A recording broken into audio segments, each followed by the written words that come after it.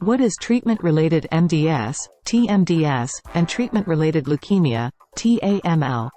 Mechanism and risk factors. Treatment-induced myelodysplastic syndromes, t-MDS, and acute myeloid leukemia, t-AML, predominantly emanate from genotoxic insults to hematopoietic stem and progenitor cells.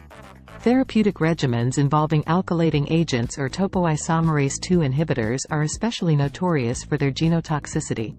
These agents induce DNA lesions such as double-strand breaks or interstrand cross-links, thereby disrupting genomic integrity. Should these lesions evade the cellular DNA repair machinery, they precipitate chromosomal aberrations, notably deletions in chromosomes 5 and 7, which confer malignant transformation and poor clinical outcomes. Clinical scenario: post-chemotherapy leukemia with chromosome 5 and 7 deletions. A patient with a history of breast cancer who underwent adjuvant chemotherapy presents with idiopathic fatigue, ecchymosis, and abnormal hematological indices.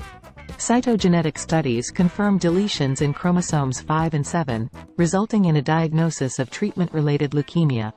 Facts: alkylating agents and topoisomerase II inhibitors are key instigators of genotoxic insults in hematopoietic stem and progenitor cells.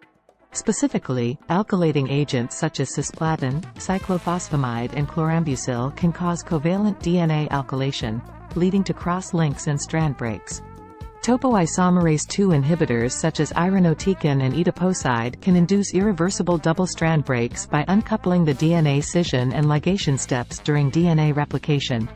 Chromosomal aberrations, particularly deletions or mutations in chromosomes 5 and 7, are recurrent and dismal prognostic markers in treatment-related myelodysplastic syndromes, t-MDS, and acute myeloid leukemia, t-AML. These cytogenetic abnormalities are critical diagnostic hallmarks, assessed typically through cytogenetic analysis.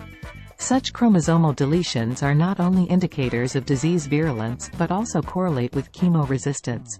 The underlying mechanisms for this resistance are multifaceted and may include alterations in drug metabolism, DNA repair capacity, and apoptotic pathways. Individuals with prior exposure to genotoxic agents like cyclophosphamide, an alkylating agent, or Etoposide, a topoisomerase II inhibitor, are at significantly elevated risk for developing treatment-related leukemias. High-risk t-MDS and t-AML cases often necessitate aggressive therapeutic interventions, including hematopoietic stem cell transplantation, given their poor responsiveness to conventional chemotherapy.